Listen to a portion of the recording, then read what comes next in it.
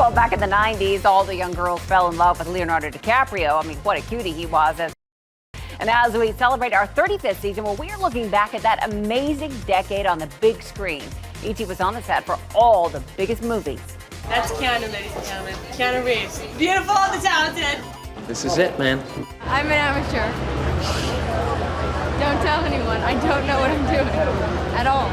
One wonderful thing about the 90s, those big stars who weren't that big yet, not afraid to let their guard down with us. This tie, you don't like it? I think it's kind of cool, actually. Look, we're going to be on Entertainment Tonight. Tom Hanks and Rob Reiner got their groove on during our Sleepless in Seattle set visit. E.T. We're about to knock off a few people upstairs.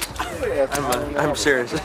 Here's a set secret. John Travolta, who's played a hitman in Quentin Tarantino's Pulp Fiction, didn't know a lot about guns. You did that with your finger. I know. You'd like letting Entertainment Tonight film you not knowing what you're doing with the gun. John did know how to dance, however. The swing. Oh, yes. Now we're getting it. This is like just a space pylon, basically. One guy who did know his gear was Will Smith in Men in Black.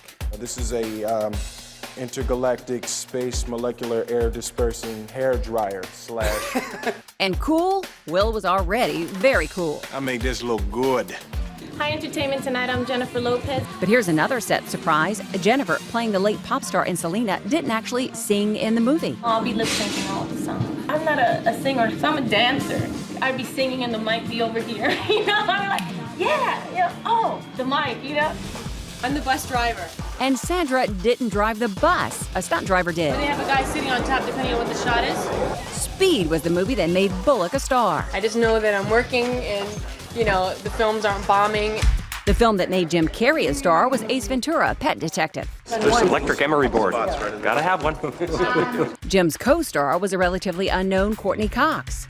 Hello. Love interest.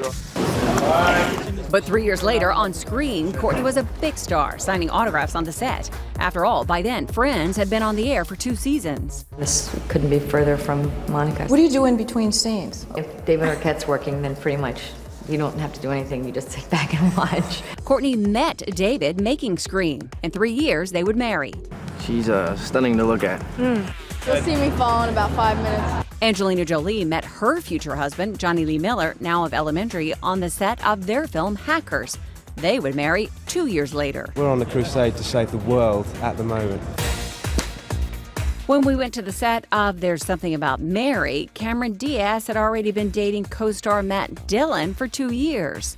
With Matt and I, we enjoy each other, and I don't think there's any pressures that I put on him or he puts on me for that sort of, you know, that next step. Unfortunately, that next step was breaking up, which they did shortly after the film wrapped. I like this place a lot. Everything's really inexpensive, which I like the most. It was Mexico City that 21-year-old Leonardo DiCaprio was raving about while shooting the Romeo and Juliet wedding. His co-star Claire Danes was only 16. Well, he's brilliant. I mean, he's actually amazing at what he does.